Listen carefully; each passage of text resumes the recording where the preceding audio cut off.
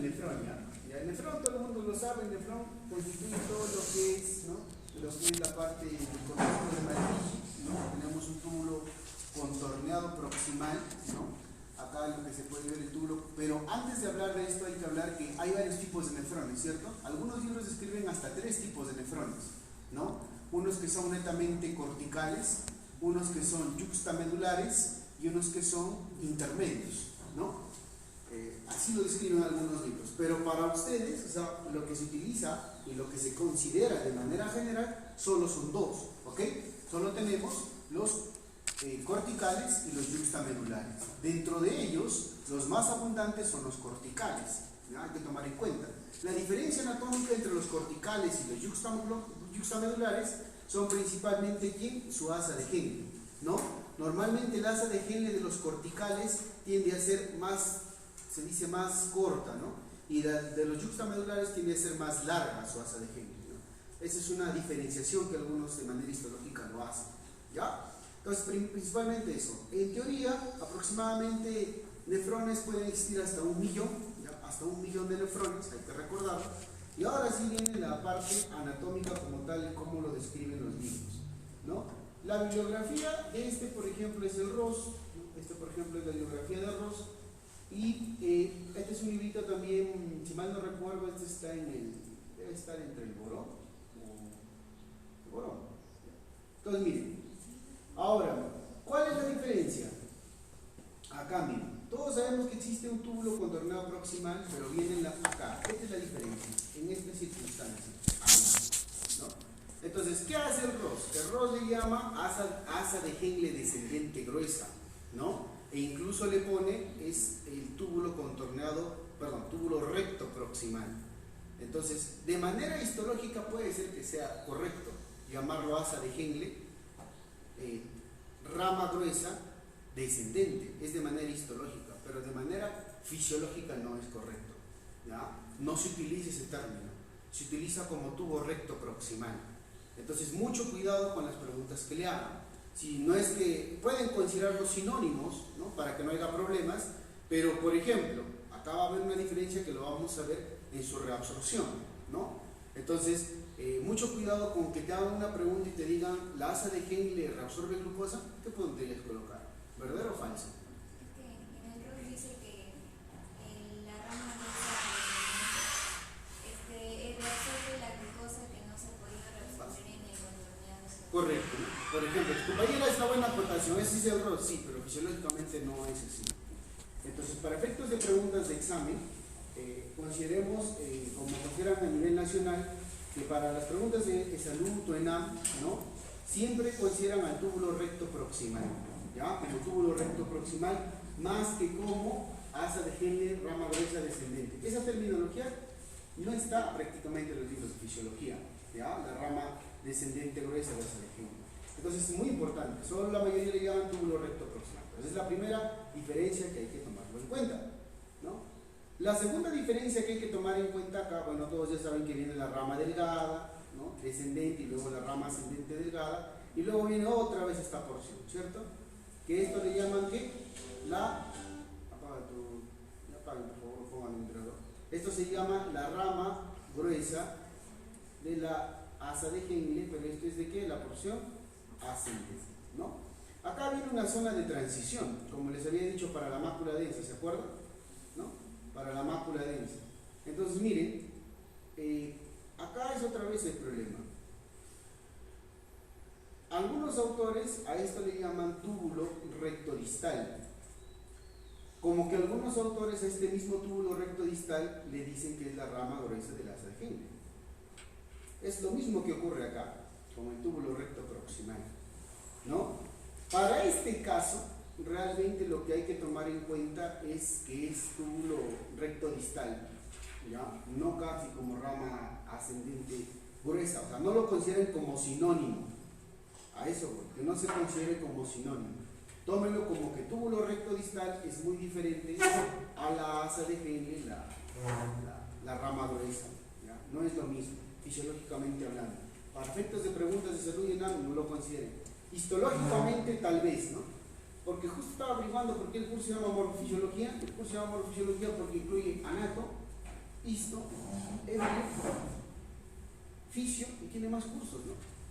Porque también tenemos que hacer un poco de histología, ¿ya?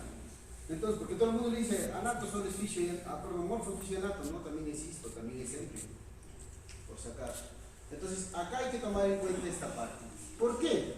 Porque luego van a venir las diferencias. Las diferencias con respecto a su epitelio, ¿no? Al epitelio. Acá también hay que considerar esto, ¿no? El túbulo contorneado proximal, así como el túbulo recto proximal, como se pueden ver en las imágenes, ambos se caracterizan por tener microvellosidades y es un epitelio simple o también llamado monoestratificado de tipo cúbico, ¿correcto? Ahora, esto es muy importante porque son principalmente la zona donde más se reabsorbe, ¿no? Algunos dicen, ¿cuál es la zona que más se absorbe en el nefrón? Túbulo proximal, ¿no? En especial el contorneado proximal, que es la primera porción, ¿ya? La primera porción. Luego, ¿no? Luego, lo que vamos a tomar en cuenta es, descendiendo por la asa de Henle, ya viene la parte fina, ¿no? La parte fina, como pueden observar acá, ¿no? Acá en estas celulitas, y por eso le hemos pasado la imagen, son ya células planas, ¿no? Han perdido la microvellosidad, por lo tanto no son especialistas en absorción, ¿correcto? Hay que tomarlo en cuenta esto. Sin embargo, cuando veamos reabsorción tubular, vamos a ver que a nivel de la descendente fina, que yo le he leído, es muy permeable al agua, ¿no? En cambio, la ascendente no lo es, pero sí puede ser permeable a electrolitos. Y por acá he puesto una imagen justo con esa intención, para que lo vean ustedes. Miren, ustedes se acuerdan, ¿sí o no?, de la bomba sodio 2-cloro-potasio. Si tú lees el ROS lo pone acá, en la rama fina ascendente del asa de Henle, no lo pone en la rama gruesa, ¿ya? Entonces, en ese caso, eso no se considera. O sea, para ustedes no van a considerar ese dato, es incorrecto, ¿ya? Fisiológicamente hablando. Entonces, por eso he hecho esta diferencia. Miren, acá está la bomba y principalmente está en la gruesa. Quizás histológicamente podría estar en la delgada, histológicamente hablando, pero predomina principalmente en la gruesa. Entonces, eso que quede otra aclaración, ¿ya? Es otra aclaración que en los libros de histología a veces no lo delimitan y les puede generar confusión. Entonces, esta bombita es de la rama gruesa, no es de la rama delgada, ¿ya? Por eso es importante su histología también. Continuando acá, sigamos en la lámina, tenemos ahora un túbulo recto distal a este nivel, el túbulo recto distal, y luego tenemos un túbulo contorneado distal, ¿no? Obviamente el contorneado distal, nuevamente miren cómo son sus células, y acá se me corrijo porque decía que eran cilíndricas, ¿no? Acá el tubo contorneado distal principalmente es unas células cúbicas, ¿ya? Son células cúbicas, ¿ya? Células cúbicas. Posteriormente, el túbulo contorneado distal se transforma en un túbulo de conexión, que algunos le llaman el famoso túbulo conector. Este es el famoso túbulo conector, ¿sí? Ahora, hay bibliografías, ¿no?, en el cual el túbulo conector lo introducen dentro del túbulo colector, ¿ya? Así que, ¿cómo vamos a considerar, doctor? Lo vas a considerar como así: túbulo contorneado distal, túbulo conector, y luego va a venir un túbulo colector inicial. O sea, no lo vas a considerar dentro, ¿ya? Lo vas a considerar como algo individual para tus preguntas de PENAMO y salud, ¿no? Porque si no, va a haber bastante confusión ahí cuando resuelvan sus preguntas. Ahora, recuerden que hay un túbulo colector inicial y también hay un túbulo colector, pues, después principal. Si ustedes saben el inicial, obviamente sería el de primer orden prácticamente, ¿cierto? Y el principal ya sería el de segundo orden, el que recolecta de todos, ¿no? El de Bellini, el que va a llegar al final a la papila. Por eso acá dice conducto de Bellini, ¿no?, el cual recoge todos los colectores, ¿ok? Entonces, eso es de manera general. Ahora, con respecto al epitelio, el epitelio va cambiando. Miren, miren, acá era cúbico, ¿cierto? Dijimos que era cúbico, pero va a ir cambiando, se va a ir transformando hasta que se vuelva un cilíndrico, ¿ya? Cuando en la parte más terminal del túbulo colector termina siendo cilíndrico, no se olviden. Y con respecto acá, nuevamente lo mismo, volver a hacer la referencia, que esta bomba, la bomba que es sodio 2-cloro, como está acá, lo ven acá nuevamente, se considera en la rama gruesa, no en la delgada, ¿ya? Por si acaso quede muy, pero muy claro. continuamos. Eso es la generalidad de manera inicial. Muy bien, ahora vamos a ir hablando de lo que es la filtración glomerular. Pero antes de hablar de la filtración glomerular, hay que hablar las partes que todo el mundo ya lo recuerda, ¿no? Del glomérulo, que acá tenemos una arteriola aferente, una arteriola eferente, si lo recordamos. También encontramos que acá tienes tu cápsula de Bowman, ¿no? La hoja parietal, la cápsula de Bowman, la hoja visceral. Aquí tienes tu glomérulo.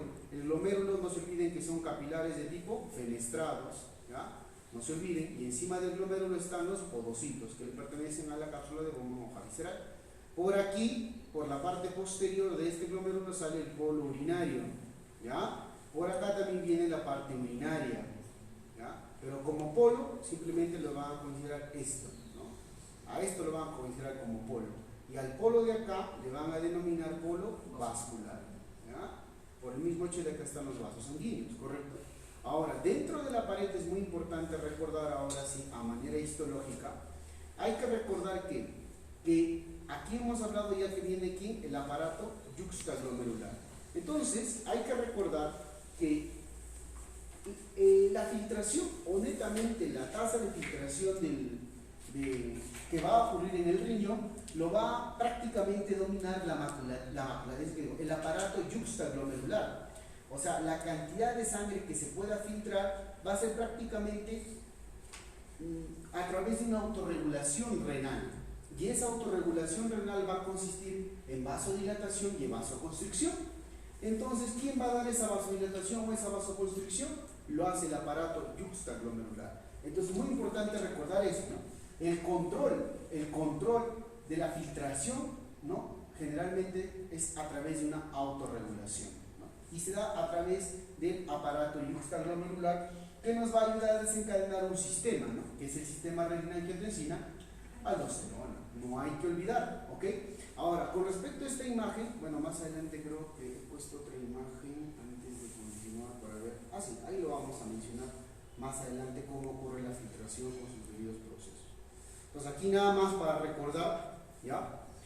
Nada más para recordar, aquí no se olviden que esta parte de acá, cuando es arteriola aferente, estas celulitas serían las yuxtaglomerulares, también se llaman JG, ¿no? No se olviden, también se llaman epitelioides, ¿no? Estas se encargan de formar gránulos de renina, son de color oscuro, son células que también de tipo ¿qué? Contráctiles, ¿no? También son células tipo contráctiles, algunos dicen que son derivados del músculo liso, ¿ya?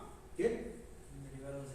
Claro, derivados del endotelio, pero con una característica de ser tipo un músculo liso, ¿ya? Por eso se llaman que son contráctiles, ¿no? De la misma manera, igual tenemos acá, en esta imagen de acá, no se olviden que hay células que son mesangiales intraglomerulares, que habíamos dicho que eran los mesangiales intraglomerulares, se asociaban a los procesos inmunológicos, ¿no? No se olviden, estas se asocian principalmente a los linfocitos CD4, ¿ya? No se olviden, acá es donde se dan las infecciones agudas o crónicas, principalmente los medios inflamatorios, pero estas no derivan de los monocitos, no se olviden, ¿no? Es muy importante esa parte. Ahora, pero las extraglomerulares mesangiales que están acá arribita, estas de acá, estas extraglomerulares mesangiales, o las que están acá afuera, voy a borrar esta partecita para que sea un poco mejor. Estas de acá, los ratacitos que están acá afuera, que son las extraglomerulares mesangiales, allá también, a estas le llamamos de qué? De Polkisen. A estas también le llamamos de qué? Lasis. Polkisen, lasis, extraglomerulares mesangiales, y estas no se olviden que simplemente también ayudan para qué? También hacen una autorregulación de qué? Del flujo sanguíneo que llega a este nivel. O sea, es una función que también pueden tener estas células de Polkisen y lasis, pero aún no está determinada como tal. Pero si le podría poner una función, como dicen algunos artículos, sirve para la autorregulación del flujo sanguíneo, ¿no? También se puede asociar a que estas permiten o van a comunicar a las células, estas de acá afuera, comunican a las de adentro para que genere también un proceso contráctil, ¿no? Porque no se olviden que también son células contráctiles, ¿ya? Muy bien, eso era con respecto a las células mesangiales. Luego tenemos las de la mácula densa, que vamos a ir viendo por porción. Realmente, aquí hay que definir qué porciones tiene mácula densa y qué porciones no tienen mácula densa, ¿no?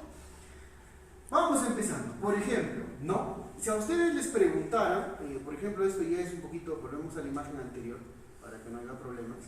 Si a ustedes les preguntaran, vamos con respecto a la mácula densa, aquí, ¿no? A esta imagen.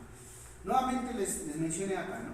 Entonces ustedes hemos dicho que inicialmente tiene un túbulo recto, ¿no? Acá un túbulo recto distal. Normalmente en ese túbulo recto distal es donde pues ahí va a estar, ahí va a iniciar la mácula densa a aparecer, en un túbulo recto distal. No se olviden que eso lo hemos visto, ¿ya? Y es importante porque a este nivel, gracias a la mácula densa se puede reabsorber el sodio, ¿no? Gracias a la mácula densa se puede reabsorber el sodio, ¿ya? No se olviden, pero está a ese nivel, ¿ya? Luego vamos a ver poco a poco en la reabsorción. Luego, antes de continuar, hemos dicho que viene un túbulo de conexión, ¿cierto? Que le llamamos túbulo conector. Entonces, miren, a partir del túbulo conector o de conexión, encontramos recién dos tipos de células, ¿cierto? Unas que son las células que, las principales, y otras que son ¿qué? Las intercalares, ¿cierto? E incluso dentro de las intercalares hay subtipos, que ustedes ya han podido leer, ¿no? Hay un tipo A y un tipo B, lo clasifica Gaiman, ¿no? Y dentro de las células principales, incluso las que abundan en este nivel, son las células tipo B, ¿no? Dentro de las células principales pueden existir células tipo A y tipo B, y ahí pueden abundar tipo B. Ah, me olvidaba también de mencionar acá. Por ejemplo, hay células tipo S, ¿no? Como lo define Ross, ¿no? El tipo S, tipo S1, tipo S2 y tipo S3. Este tipo de células que lo pueden visualizar en la diapositiva, ¿no? Principalmente las células tipo S1 principalmente abundan en el túbulo contorneado proximal. Mientras se vuelve a transformar, se empieza a transformar en un túbulo recto, ahí viene una zona de transición donde abundan S1 y S2. Y cuando se transforma en un túbulo recto proximal, ya abunda lo que es S3, pero también puede haber células tipo S2. O le dicen segmentos, ¿no? También lo dicen por segmentos, ¿no? Dicen el primer segmento, el túbulo contorneado proximal, es un segmento S1, por eso le ponen célula S1. En su transición le ponen S1 y S2.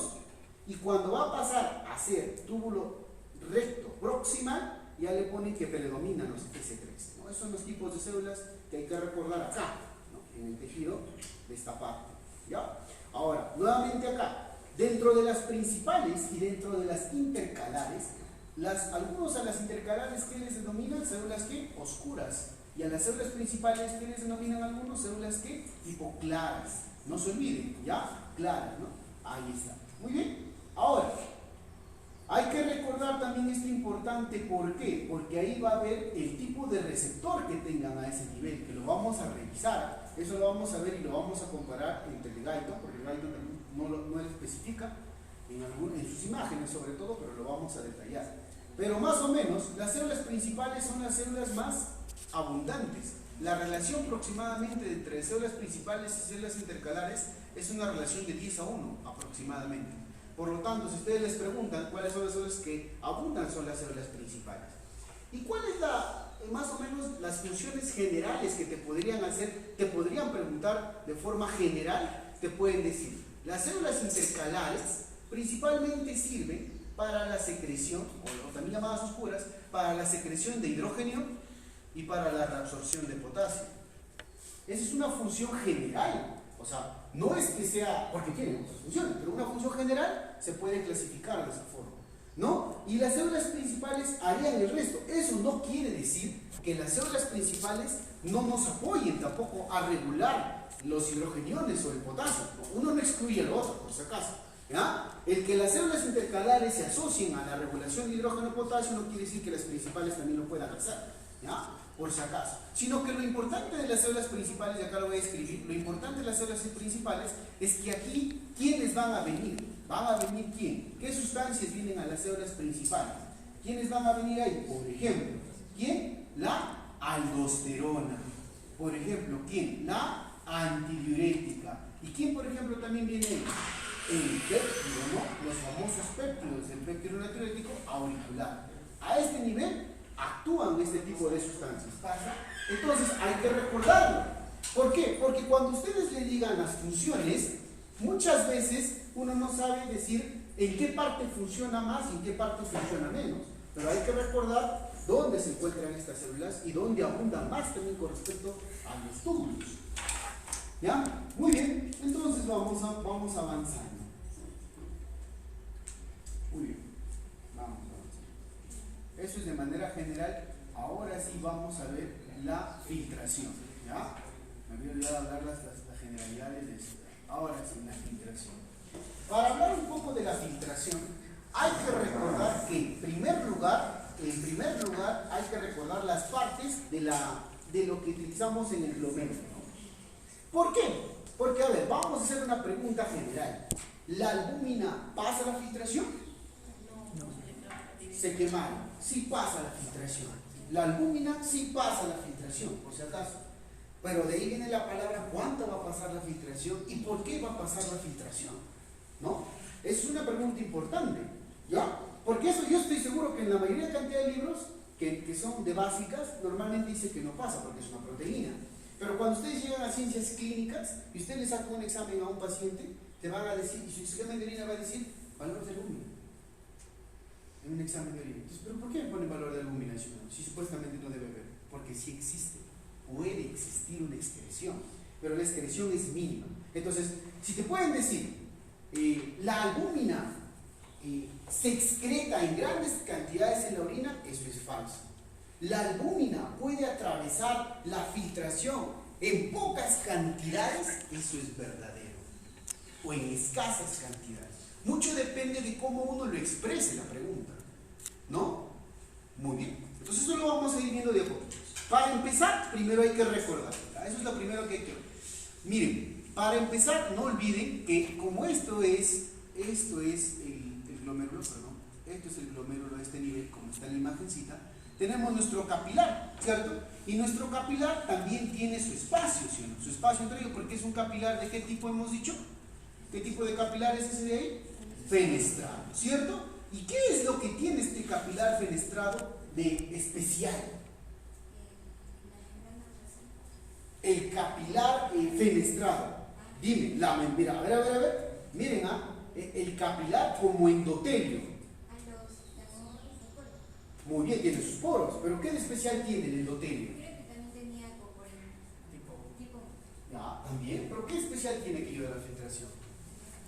Hay uno que se llama el famoso el glicocálix, ¿no? El glicocálix, o también le denominan algunos endocálix. El endocálix o glicocálix que tiene este de acá, la célula, o sea, sería, por ejemplo, este es el podocito y este, imagínense que sería la célula. Y si no, la célula sería el de acá, miren, ya casi se ve, miren. Estas son las células, ¿lo ven? El endotelio, las células, estos serían los poros, ¿cierto? Pero acá están las celulitas, que tienen un glucocálix, como dice ahí. Tienen un endocálix o glucocálix. Ese de ahí es importante, ¿por qué? Porque normalmente este glicocálix rechaza aniones y también es la primera barrera de filtración que tiene que atravesar la albúmina. O sea, si te preguntaran cuál es la primera barrera que la albúmina con la que se encuentra, es la barrera del endocálix o glicocálix que posee ese endotelio, ¿no? Ese endotelio fenestrado, ¿ok? Es la primerita, ¿no? Ahora, luego, obviamente, después del endotelio, va a venir ¿quién? Su membrana basal glomerular, ¿cierto? Y eso sí se ve aquí. Claro, se ve aquí la membrana basal, lo voy a acercar acá para que ustedes lo acerquen. Acá está. Esta es la membrana basal glomerular, ¿ya? Los ausantes de acá, miren acá. Acá vamos a acercarnos a este nivel. Entonces sería la membrana basal glomerular. ¿Y por qué es importante? Lo vamos a poner acá al costadito. Esta membrana basal glomerular, porque va a tener 3 capas, ¿cierto? Va a tener 3 capas. Tenemos las dos raras y la del centro, ¿no? La lámina densa, ¿no? Es muy importante esto. ¿Por qué? Porque acá normalmente de manera histológica te pueden preguntar qué es lo que compone, qué es lo que tienen principalmente estas capas. Entre ellas, como dice ahí, donde predomina, pues no ha salido, porque sí está en su imagen, ahí está. Lo que predomina acá en esta lámina densa son principalmente el colágeno tipo 4, que eso sí, ya ha sido una pregunta de salud hace muchos años, que preguntaban, me dijeron, ¿dónde predomina en el aparato, en la parte glomerular, dónde predomina el colágeno tipo 4? Era en la lámina densa, o específicamente pusieron nada más membrana basal glomerular, ¿ok? Entonces, Una afectación, miren, ¿qué también encontramos ahí? También encontramos que la minina, también encontramos integrinas, proteoglicanos, encuentras varios tipos de sustancias. Si hubiera una alteración en la formación de esta membrana, si hubiera una alteración en la formación de esta membrana o se lesionara por algún motivo esta membrana, una enfermedad que puede dar a este nivel es ¿cuál? La enfermedad de Alport, ¿no? El síndrome de Alport o la enfermedad de Alport, ¿no? Que es una mutación ligada al gen X, no hay que olvidar, ¿ya? Es una mutación netamente va a dar que una glomerulonefritis, o sea, por lo tanto va a dar las glomerulonefritis. Es lo mismo, sinónimo de qué mucho que es una glomerulonefritis, lo mismo que síndrome nefrítico. Entonces, es un síndrome nefrítico, ¿ya? Las glomerulonefritis es sinónimo de síndrome nefrítico. Entonces, porque cuando ustedes estudian síndrome nefrótico y síndrome nefrítico. Entonces, cuando hablamos de glomerulonefritis, te va a dar un síndrome nefrítico. Por lo tanto, si hicieran una pregunta acá, un síndrome de Alport que modifica la membrana basal glomerular, te puede dar ¿qué? ¿Un síndrome nefrítico o nefrótico? Nefrítico. ¿Por qué te va a dar una glomerulonefritis? ¿Correcto? Una inflamación de esta membrana. Tú me dices, doctor, pero acá pues se va a alterar la pared, se puede alterar, sí es cierto, ¿no? Se va a alterar bastante la membrana. Por lo tanto, ¿qué te puede dar? Una hematuria.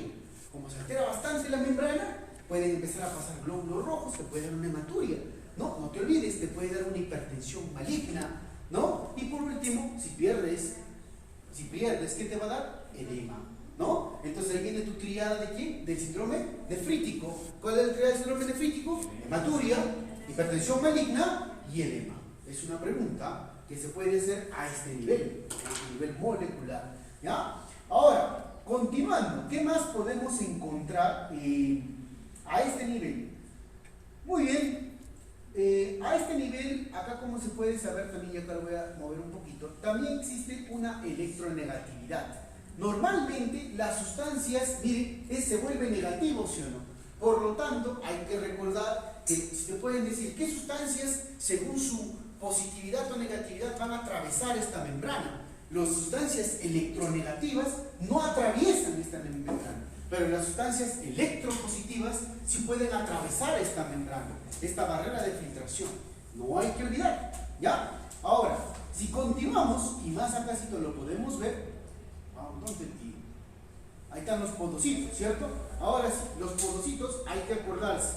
Los podocitos, o también llamados los podocitos, que son pericitos o células pericitas, tienen su prolongación primaria y tienen su prolongación secundaria. Eso creo que estaba en la imagen anterior y me olvidé mencionarlo. Aquí están bien. Esto es un podocito. Esta es la prolongación primaria y estas son las prolongaciones secundarias, ¿ya? Estas son las prolongaciones primarias. El tronco es la primaria, por eso el tronco es la primaria y las chiquitas son las secundarias. Entonces, si algún día te preguntan qué parte del podocito es el que te ayuda a la filtración, son las prolongaciones secundarias, ¿no? Como también se denominan pericelos. No hay que olvidar que se denominan pericelos o prolongaciones secundarias. Continuando, hay que recordar que a nivel de la célula, vamos acá a recordar, vamos acá a acercarlo, a nivel celular, a nivel de lo que son los podocitos, ya estamos viendo, va a existir varias sustancias, ¿no? Entre ellas, por ejemplo, vamos a tener a la nefrina, vamos a tener a las caderinas, vamos a tener a la actina. ¿Y para qué nos van a servir todas estas sustancias? Miren, el podocito, el pie del podocito de manera general se asocia a una respuesta, mira, actualmente se considera que el pie del podocito se asocia a respuestas inmunes, ¿no? Porque le decimos pie porque está acá, el que está en la parte más inferior, el pie del podocito, el que está en contacto prácticamente con la membrana basal glomerular, ¿sí? A eso le llamamos pie de podocito. ¿Y por qué digo que a este nivel es una actividad inmune? Porque las actividades inmunes se basan mediante ¿qué? Antígenos. Y se acuerdan que ¿dónde están los antígenos? En la membrana. ¿Se dan cuenta? Los antígenos están en la membrana. Por eso el pie de podocito se asocia a una respuesta inmunológica, porque acá, a veces en la membrana del podocito, encontramos un antígeno, ¿no? ¿Cómo se llama ese antígeno? El famoso, ¿cómo se llama el antígeno? Oye, Cristian, ¿cuál es el antígeno que está ahí en el pie del podocito? ¿Cómo se llama, Ángel, ese antígeno? el que está en el pie del podocito. ¿Cómo se llama, Karen? ¿Cómo se llama, Gabriela? El antígeno que está en el pie del podocito, que también podrías encontrar en la membrana. ¿Cómo se llama? Se llama el antígeno PLA2R, ¿no? El famoso antígeno PLA2R. ¿Y qué significa PLA2R? ¿Se acuerdan o no se acuerdan? ¿Qué significa PLA2R? Se llama ese receptor de fosfolipasa 2. O sea, acá puedes encontrar un antígeno que se llama PLA2R, que es el receptor, por eso se llama PLA, receptor de 2R, R de receptor de fosfolipasa, ¿no? Receptor de fosfolipasa 2. ¿Y por qué es importante? Porque ahí viene otra historia. Porque cuando ustedes han leído síndrome nefrótico dentro de sus exposiciones, han encontrado que hay un síndrome que se llama, dentro del nefrótico, ¿cuál es la causa más común del síndrome nefrótico en adultos?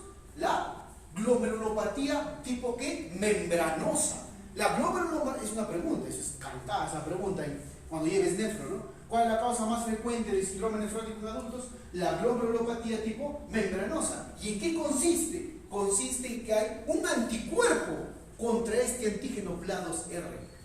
Entonces, ¿qué sucede? Si hay un anticuerpo, ¿qué vas a destruir? El podocito, ¿sí o no? Destruyes principalmente el podocito. Entonces, cuando destruimos el podocito, ¿qué es lo que va a alterar? Va a alterar ¿qué? La filtración. Entonces, si alteras la filtración, puede empezar a pasar ¿qué? Proteínas. Entonces, si pasa proteínas, desde ahí te tiene que venir otro síndrome. Había uno, ¿te acuerdas? Donde había bastante proteínas en orina, proteinuria, ¿se acuerdan? Hipoalbuminemia, ¿se acuerdan? ¿No? Dislipidemia, ¿se acuerdan? Albuminuria. ¿Quién es ese síndrome? El nefrótico, ¿no? Es un síndrome nefrótico. ¿Cuál es la triada del nefrótico?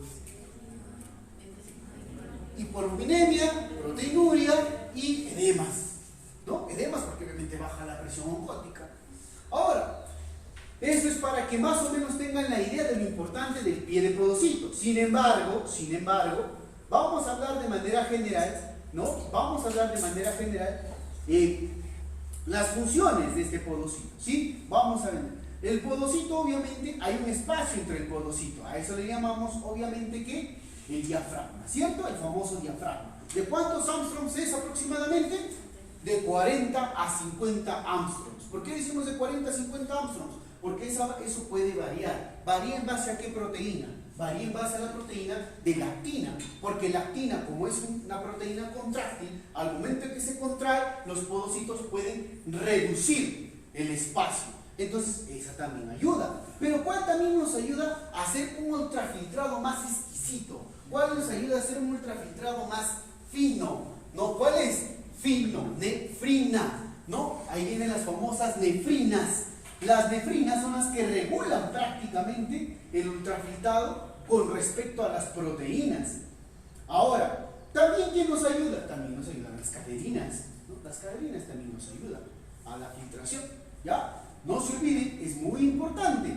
Ahora, hay que recordar que a pesar de todo esto que estamos viendo acá, a pesar de su electronegatividad, debe existir una filtración. La pregunta, si ustedes le dijeran, en el caso de las proteínas, ¿no? Según el peso de las proteínas, ¿no?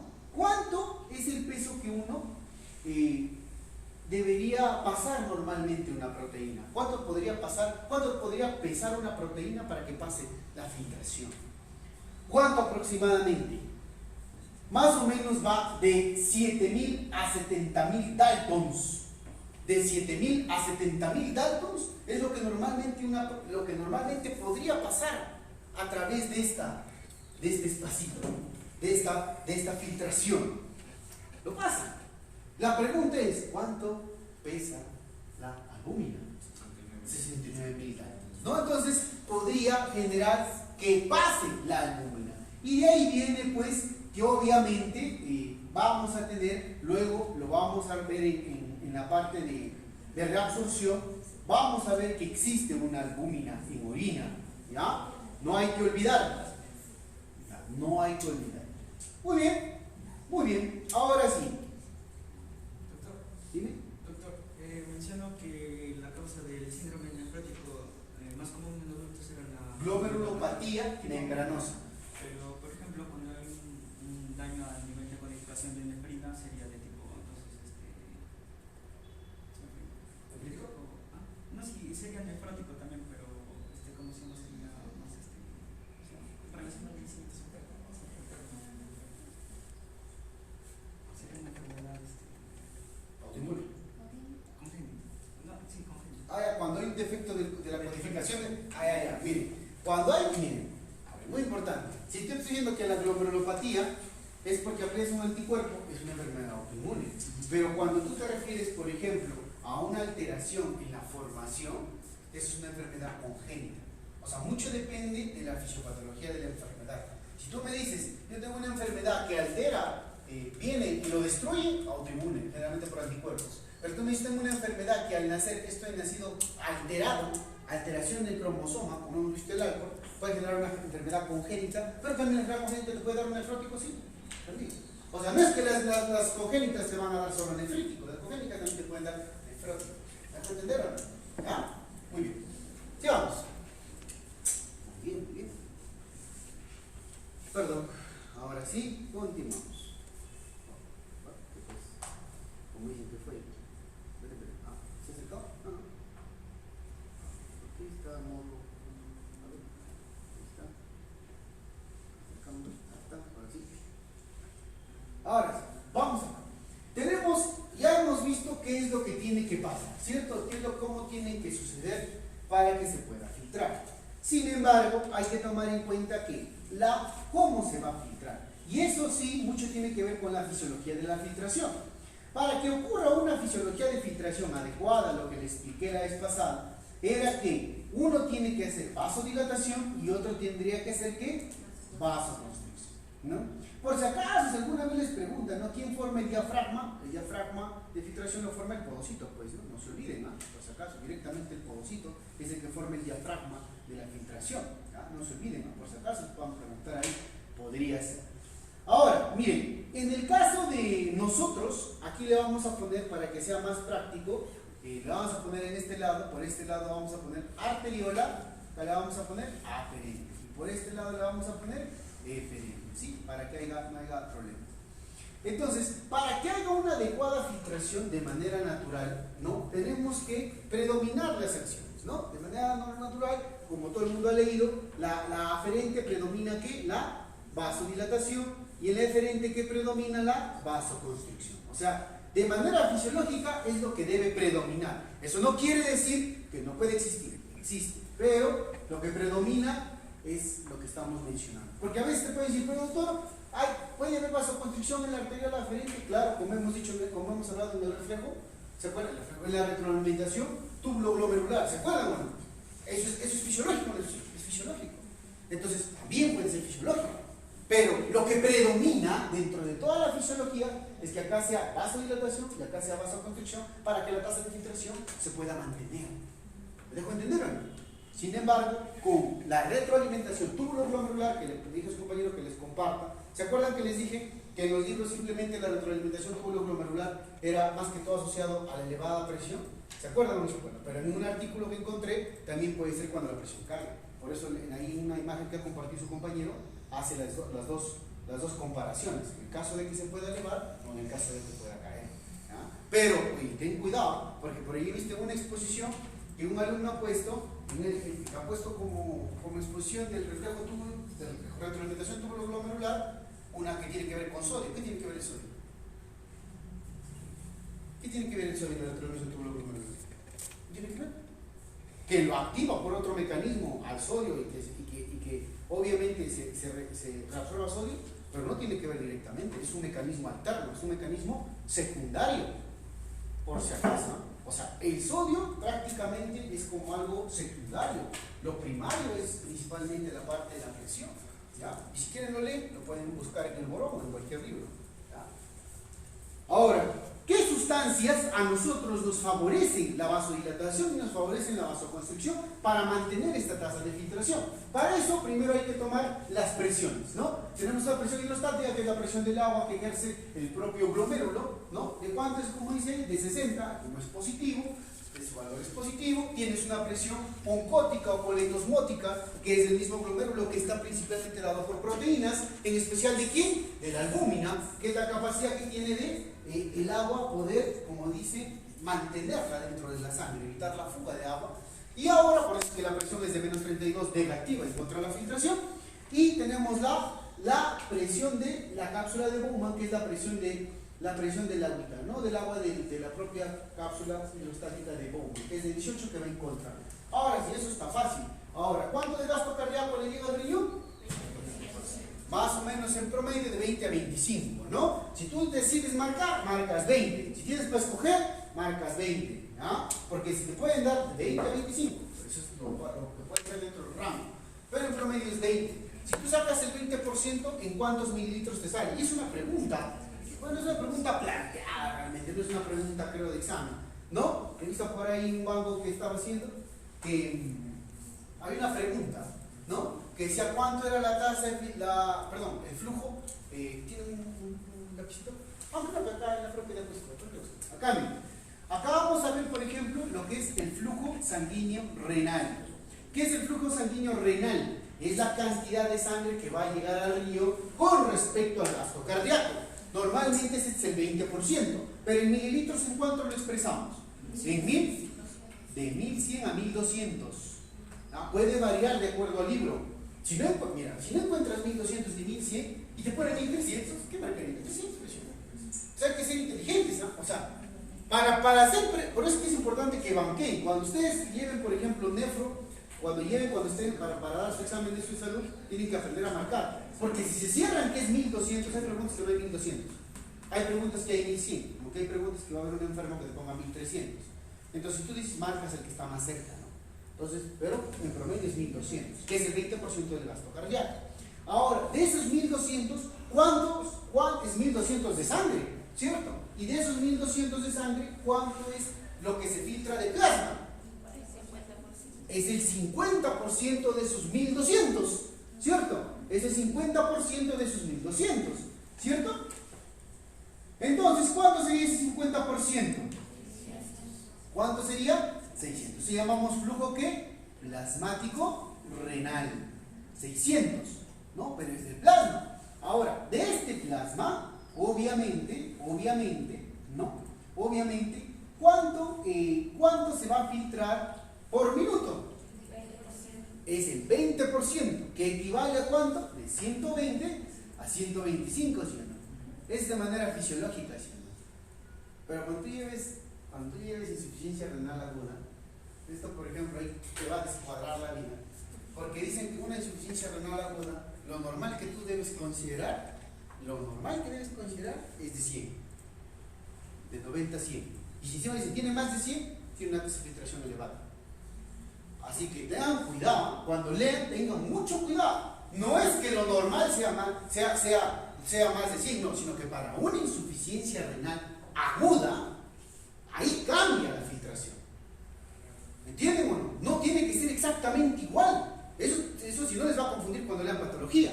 Entonces, acuérdense, lo normal, lo fisiológico es esto. Pero si te dicen una ira, consideras de 100. De 100 una tasa de filtración normal. Entonces cambia, ¿sí? Entonces, si te ponen una insuficiencia renal aguda, la tasa de filtración normal es, si marcas 120, te quemaste. Es 100 la respuesta. Más de 100 es alta.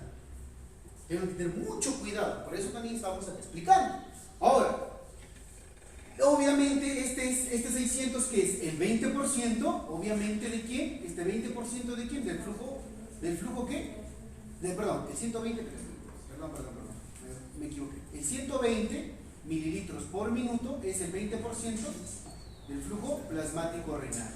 ¿Ya? No te olvides. Otra cosa importante, el riñón es el que más flujo por gramo de peso tiene el gasto cardíaco. No te olvides, ¿ah? El riñón es el que más flujo de sangre por gramo de peso tiene. Sin embargo, el que tiene más gasto cardíaco es el hígado. No te olvides. Igual que con el oxígeno. Igualito que con el oxígeno. El órgano que más consume oxígeno, obviamente, ¿quién es? Es músculo. Pero el órgano que consume más oxígeno por gramo de peso es el corazón. Cambia, ¿ya? Si te ponen gramo, olvídate. Si te ponen gramo, ya no es solo gasto cardíaco. Tienes que ver. Más flujo por gramo de peso, riñón. Pero más gasto cardíaco, hígado. Más oxígeno, músculo. Pero más oxígeno por gramo, corazón. No te olvides, datitos importantes. Ahora sí, tomando en cuenta esto, ¿qué dime? Doctor, con respecto al flujo plasmático renal, para exámenes se considera 600. Sí, 600. Porque, por ejemplo, en el 3 de guerra se lo considera 660. Claro, 600. Mira, por ejemplo, tu compañero dice, no, en los libros va a variar, igual que con el 1200, varía. Igual con el 120, algunos le ponen 125, varía, va a variar, pero nunca va a variar tanto, o sea, va a estar dentro de ese parámetro. O sea, va a estar en 600 por lo menos, 620, 610, 650, que está en ese parámetro, ¿no? Pero hay que tomarlo en cuenta esto para efectos de preguntas de exámenes, que es lo que lo hace, ¿no? Estoy hablando de salud, de nada, ¿no? Por si acaso. Ahora, miren, con respecto, ahora sí, a la aferente y la eferencia, hemos dicho que la aferente principalmente, ¿qué hace? Vasodilatación. La vasodilatación predominantemente es gracias a quién? A las prostaglandinas. Las prostaglandinas son los principales vasodilatadores a ese nivel. Son especialmente dos, la prostaglandina E2 y la prostaciclina, ¿no? Que ambos son obviamente producidas por medios o a través de las ciclooxigenases, ¿no? En este caso, como también en una exposición lo mencionaron, como los AINES, pero especificamos AINES, ¿no? Bloquean la producción de prostaglandinas. Hay que tomarlo en cuenta que de todas formas un AINE te puede generar una insuficiencia renal. ¿Por qué? Porque si tú bloqueas las prostaglandinas ya no habría vasodilatación. Entonces, ¿qué va a haber? Vasoconstricción. Y si hay vasoconstricción, baja el flujo, por lo tanto baja la tasa de ¿qué? De filtración. ¿Me hago entender? Entonces, ese es el mecanismo por el cual los AINES, como por ejemplo el ketorolaco, como por ejemplo el diclofenaco, generan tu insuficiencia renal. Entonces, en un ancianito, en una persona que está mal su riñoncito, jamás le vas a dar un AINE. Por eso que los ancianitos dan paracetamol, pero en las boticas siempre le dan su diclofenaco, ¿no? Entonces, hay que tomar en cuenta que le puedes dañar el riñón. Porque el riñón se puede dañar a través de un problema prerrenal, de un problema renal y un problema postrenal, ¿no? Si tú sangras, te va a dar una insuficiencia renal aguda. Y ahora sí, lo que les podrían preguntar, y que bueno, sí me preguntaron alguna vez a mi servicio, era cómo hallo yo la tasa de filtración glomerular. La tasa de filtración glomerular lo hallamos en función de quién, de la edad y la función del peso. ¿Cuál es la fórmula en la tasa de filtración glomerular? En función de la edad y el peso. Y en función de la creatinina. ¿Cuál es la creatinina? ¿Cuál es, Gabriela? Era 140 menos edad por peso, sobre 72 por la creatinina. Claro, no. Así es, ¿no? Entonces, miren, vamos a borrar, ¿ya? Y esto sí preguntan, ¿no? Esto es ciencias básicas, ¿ah? Esto ustedes creen que te van a enseñar de nuevo cuando lleguen a Nefro, olvídate, no te van a enseñar. Te van a decir que eso debiste haberlo aprendido en fisiología. La tasa, primer lugar, ustedes han leído que el que se asocia a la creatinina es la inulina, ¿sí? Todos han leído esa parte de Guyton, ¿sí? Que dice que la inulina es la que es similar a la creatinina, que ayuda para la filtración, para hallar la tasa de filtración. Pero lo vamos a hallar de otra forma, ¿no? Pero depende si es hombre o si es mujer.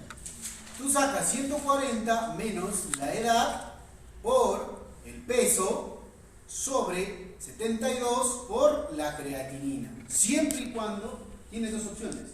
Lo multiplicas por 1 si es varón o lo multiplicas por 0.85 si es mujer, ¿no? Tienes dos formas de hallar tu tasa de filtración, ¿ya? O también le llamamos a algunos depuración de la creatinina. Tú lo puedes encontrar en los libros como fórmula de la depuración de creatinina, pero nosotros le llamamos tasa de filtración. ¿Por qué? Porque justo esta tasa de filtración nos sirve para clasificar las insuficiencias renales crónicas. Nos sirve para clasificar las insuficiencias renales crónicas. Te dicen, una insuficiencia renal crónica tiene grado 1, grado 2, grado 3A, grado 3B, grado 4, grado 5. Esas son las insuficiencias renales crónicas. Y te pueden sacar, te pueden, yo plantearía una pregunta de fisiología así. Te doy un caso clínico en el cual al final te digo, ¿quién es insuficiencia renal crónica? Y te pongo al lado del cuadro de todas las tasas de filtración por grado. Y te digo, según su tasa de filtración, ¿qué grado tiene insuficiencia renal crónica? Porque lo único que tienes que hacer es sacar la tasa de filtración. No tienes que hacer otra cosa. Sacar la tasa de filtración. No tienes que deducir que es una insuficiencia renal crónica. Ahora, Eso sí puede ser, ¿eh? Puede ser una buena. Bueno, no puede ser, es una pregunta de examen de reaccidentado. Esa pregunta que te acabo de plantear, sino que a nosotros no nos dan el cuadro. Eso no lo sabemos nosotros. Prosigamos. Dentro de las sustancias que hacen vasoconstricción en la arteriola eferente, ¿quiénes son? El principal, ¿quién es? Es ¿quién es? La angiotensina 2, ¿no? ¿Quién también está ahí? ¿Quién más? Aparte de la angiotensina 2. ¿Quién más, amigo? ¿Qué otra sustancia aparte de la angiotensina 2 hace vasoconstricción? ¿O qué otro medio? Ah, hielo, dale. Aparte de la angiotensina 2, ¿quién más podría hacer vasoconstricción ahí? La angiotensina 2, pero aparte de la angiotensina 2. Muy bien, ¿no? Otro de ellos, ¿quién es? La endotelina, ¿no? Otro de ellos, ¿quién es? El simpático, pues, como tal. ¿Quién es el simpático? La adrenalina y la noradrenalina, ¿no? ¿Y el parasimpático qué haría? ¿Qué hace en el músculo liso de los vasos sanguíneos el parasimpático? ¿Contrae o relaja? El parasimpático, mira, generalmente la acetilcolina, muy importante esto, compañero, depende de dónde esté localizado. El parasimpático, a nivel de la arteriola aferente a través de la acetilcolina, hace vasodilatación. Porque yo he leído que el parasimpático solo se queda hasta raíces menores para el peristaltismo, y de ahí el simpático sí podía penetrar más porque acompañaba las arterias. Ya, muy interesante, mira. Tu compañera ha dado un dato recontra interesante. Dice, muy bien, doctor, dice, yo he leído que la inervación de ese tiempo es de esa forma. Sí, la inervación cuando hablamos de neurotransmisor hormonal, o sea, de neurotransmisor neuronal, pero la acetilcolina puede viajar en sangre. Y como viaja en sangre, como va a través del endotelio capilar, la acetilcolina puede entrar al músculo liso vascular. Por eso es que la acetilcolina es como quien decir, a la punta de tu dedo, quizás no llegue un nervio, pero sí llega la noradrenalina y sí está al músculo liso del vaso y sí le puede generar vasoconstricción. O sea, puede ser, porque sí es cierto, normalmente lo que hacen cuando es inervación es traer el neurotransmisor y dejarlo. Es así. Cuando tú hablas, por ejemplo, de inervación simpática o parasimpática a través de ganglios, a través de nervios, prácticamente es una sinapsis química, es una sinapsis de unión, ¿cómo se llama? Neuromuscular. Normalmente dicen unión neuromuscular solo del músculo estriado, pero también puede haber una unión neuromuscular con el músculo liso. Sin embargo, como los neurotransmisores viajan por la sangre, hay lugares donde los neurotransmisores pueden actuar a nivel del músculo liso. Ahora, como dicen, la arteriola es una arteriola, aún posee músculo liso. No necesariamente tendría que llegar una neurona, pero sí puede llegar el neurotransmisor. Porque si no, ¿cómo llegaría el simpático a esto? ¿No? Ahora, si tú me hablas de inervación, sí es cierto. Pero realmente le decimos simpático o parasimpático, ¿por qué? Más que todo por el neurotransmisor como tal.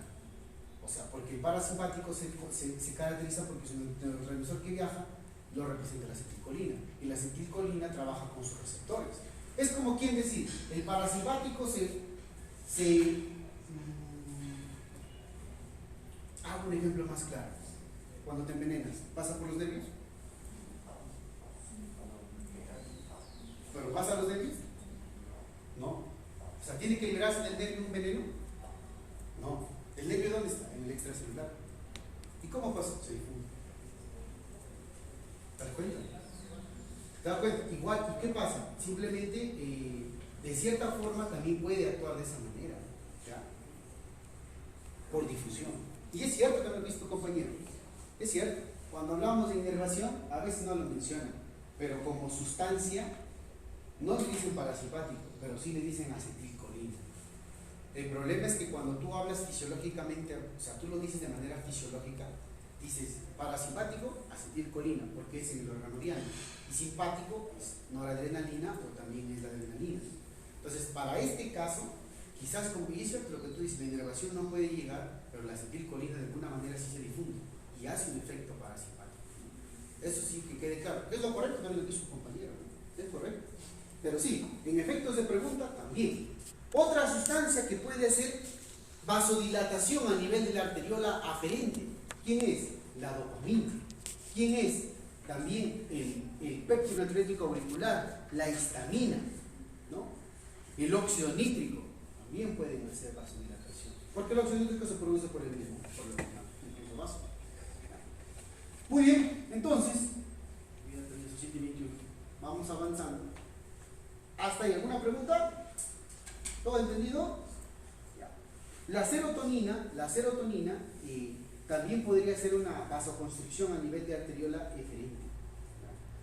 Muy bien. Muy bien. Y si te preguntaran, ¿qué hace un YECA? Un YECA es un inhibidor de la enzima convertidora de angiotensina. ¿Qué hace un YECA? ¿Qué hace un YECA con la filtración? ¿Qué hace con la filtración un YECA?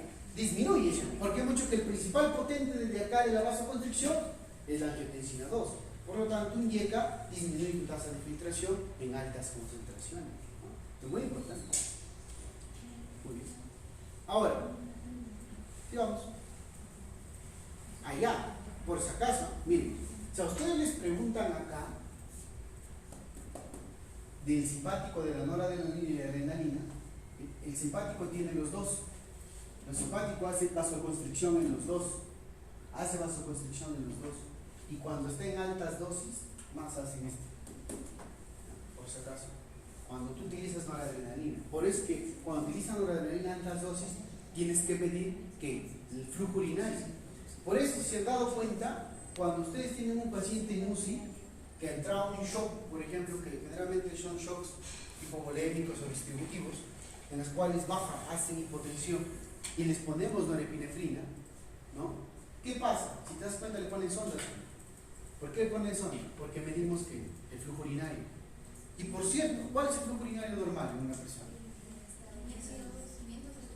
Por mililitro por kilo. Mililitro por kilo. Ahí, ¿entendido? No, solo el mínimo. El mínimo, ¿no? ¿Cuánto es el mínimo? 500 mililitros. Claro, miren, cuando ustedes les pregunten, la clave es 0.5 mililitros por kilo por hora. ¿No? Es lo que debería orinar una persona. Menos de 0.5 mililitros por kilo por hora, ya te está. Es claro, estoy seguro que lo has leído porque con todo lo que has leído por ahí has visto el valor. Es 0.5 mililitros por kilo por hora. ¿No? Es 0.5 mililitros por kilo por hora. No se olviden.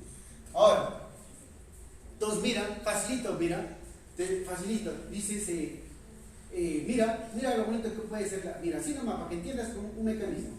Paciente hipotenso usado con vasopresor, ¿no? Norepinefrina, ¿no? Presenta una diuresis de menos de 0.5 mililitros por kilo por hora. ¿Cuál sería el medicamento que está?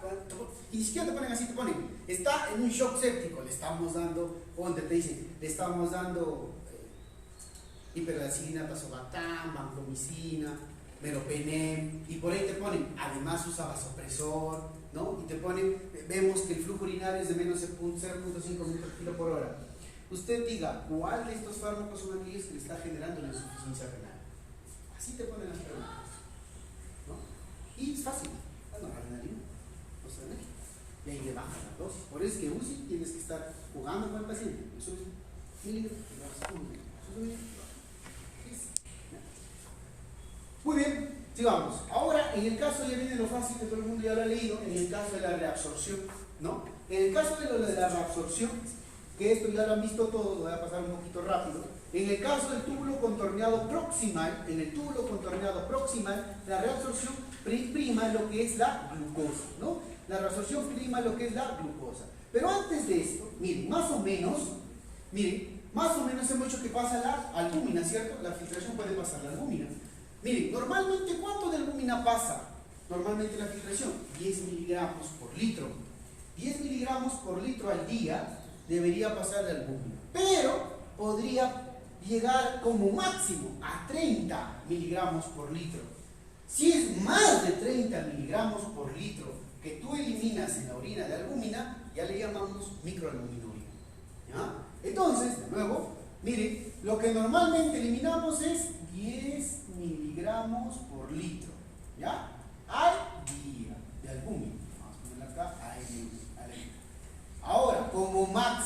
el máximo es de 30 miligramos por litro por día, ¿no? Y si sobrepasa estos 30 se llama microalbuminuria. ¿Ya? Eso le va a servir bastante para cuando hagan. Y yo te pregunto, ¿dónde empezaría una microalbuminuria? ¿Dónde podrías pensar que hay una microalbuminuria? En el nefrítico. Porque en el nefrótico hay una macroalbuminuria. Entonces, ahora, en el túbulo contorneado proximal, como dice ahí, el túbulo proximal es el más potente, no te olvides, es el más potente. Sin embargo, por si acaso, el que sea más potente, entonces mira, el que sea más potente no quiere decir que es el que sea más fino reabsorbiendo. Ten cuidado, es el que más potentemente reabsorbe, ¿no? Si tú hablas de sodio, como está acá, tú hablas, por ejemplo, acá, miren, acá está el canal de sodio, tienes tu canal de cloro y tienes tu canal de agua. Entonces tú dices, con respecto al sodio, al cloro y al agua, ¿cuánto reabsorbe en promedio? Un promedio del 65%, cuando se asocia a ellos. Sin embargo, el túbulo proximal, este de acá, es el contorneado. ¿Por qué sé que es el contorneado? Porque tiene el receptor SGLT1, ¿no? Por eso sé que es el contorneado.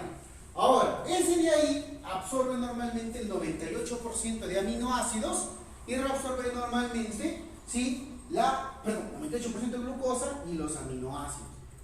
Los aminoácidos pueden ser en un 100%, pero la glucosa en un 98%.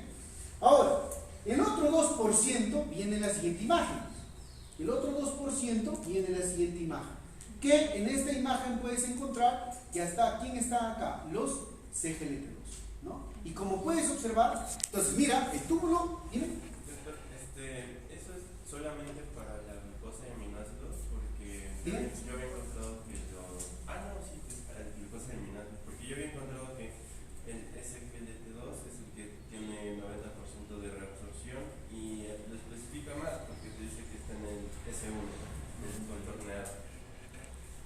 El SGLT, mira acá. A ver, Eso lo he encontrado en California. Ah, ya, mira, vamos a ver. Acá está, mira. En el contorneado encuentras, mira, me he equivocado al hablar, acá dice SGLT1. Acá está mala, está teniendo razón tu compañero. Mira, acá me he quinceado, es túbulo recto proximal. Está bien, muy bien. Tu compañero me hizo darme cuenta. Ahí está, mira. Acá está, mira, clarito, justo iba a pasar la siguiente imagen. El SGLT1 está en el recto proximal y en el SGLT2 está en el contorneado.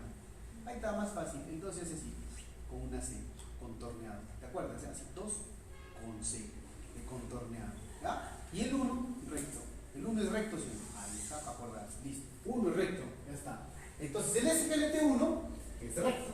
Ese está en el túbulo recto proximal, ¿no? Y el SGLT2, como dijo tu compañero, y es correcto, corregimos, ahí se reabsorbe el 98% de glucosa, aquí, y el de acá se reabsorbe el 2% de glucosa faltante.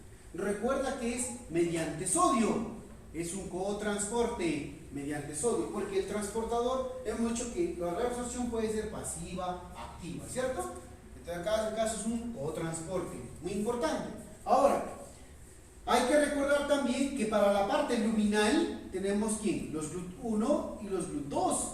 Y luego tenemos, acá están los antidiabéticos, ¿sí o no? Claro, pues ahí están los antidiabéticos. ¿Qué antidiabéticos tenemos ahí?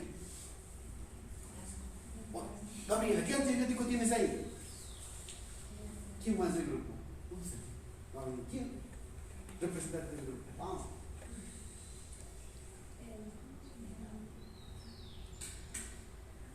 Habla, claro.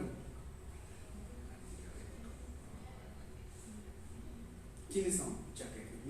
¿Quiénes son? A ver ahí, ¿sabes? Bien. Ahí, por ejemplo, ahí lo que ha faltado ver es quién, las glifosinas. Las glifosinas son antidiabéticos que se utilizan para disminuir la reabsorción de glucosa. Acá actúan las glifosinas. ¿Ya? No se olviden, por eso esto me acordaba, es importante. Por ejemplo, cuando vean endocrino, cuando vean diabetes, van a ver que uno de los tratamientos son las glifosinas. Y es una pregunta de examen. que dice, ¿cuáles son los antidiabéticos que bloquean el canal SGLT2 del túbulo contorneado proximal? Y te ponen todavía te ponen gliptinas, te ponen metformina, te ponen glibenclamida, dime. Bueno, en mis apuntes, bueno, sí lo tenía lo de la glifosina y bueno, me dice también que en el SGLT1. También, no, pero excelente, pero primordialmente es en el SGLT2. O sea, si te dieran, miren, y es muy importante lo que dice su compañero, normalmente las preguntas te dan para escoger una sola respuesta, no una sola alternativa. Si te dan para escoger una, es SGLT2, pero si te dan para responder los dos, lo marcas los dos, no hay ningún problema. ¿Está? Hay que dejar de aclarar. Ahora, muy bien, ¿qué más vas a absorber acá? Aparte de esto, como acá dice, mire, cotransporte de aminoácidos, ¿correcto? Como ya le estamos viendo. Acá también se absorbe ¿quién? ¿Quién se reabsorbe? El bicarbonato, ¿sí o no? Porque acá está la famosa anhidrasa carbónica, ¿sí o no? Miren, acá está cómo entra el bicarbonato, ¿ve? A través de un cotransporte con el sodio, y acá es donde, miren, acá, y eso sirve para bajar ¿qué? El pH de la sangre, ¿sí o no? Eso lo hemos visto, para bajar el pH de la sangre. Y por otro lado, mira, lo que hace es que bota hidrógeno, ¿correcto? Bota hidrógeno, también elimina hidrógeno. Por eso es que acá está como eliminación de hidrógeno, eliminación de ácidos orgánicos y de bases. O sea, esta es una secreción, como está en el gallo. Y este tipo de reabsorción es tipo isosmótica, importante, o isosmolar. ¿Ya? Ahora, ¿qué más hay acá? Acá también hay las proteínas, acá se van a absorber mediante pinocitosis, no te olvides. Las proteínas se van a absorber mediante pinocitosis. ¿Ya? Pinocitosis, importante. Muy bien, entonces hasta ahí tenemos lo que es la secreción, la reabsorción y secreción del túbulo contorneado proximal. Luego lo vamos a ver por porcentajes, ¿ya? Para el caso de los electrolitos. Luego tenemos aquí, acá es importante, mira, la angiotensina 2. ¿Por qué es importante la angiotensina 2 a nivel del túbulo contorneado proximal? Porque acá, ¿qué tenemos? Las bombitas. ¿Lo ves? ¿Qué es lo que hace? Esto le trae la luz tubular. ¿Y qué hace la angiotensina 2? Va a botar ¿qué? Hidrógeno. ¿Se dan cuenta? ¿Bota qué? Hidrógeno, ¿no? Ahí está. ¿Ya? Muy bien. ¿Y qué es lo que reabsorbe por acá? La angiotensina 2 con su AT1, bicarbonato. Entonces, si te preguntaran cuál es la función de la angiotensina 2 a nivel del túbulo contorneado proximal, ¿qué es lo que hace? ¿Favorece la alcalosis o la acidosis? La alcalosis. ¿Por el medio de qué? De la reabsorción de qué? De bicarbonato y por medio de la eliminación de qué? De hidrógeno. ¿Me dejo entender o no? ¿Ya? Es otra forma a través de la angiotensina 2 que también está en el gallo. Muy bien.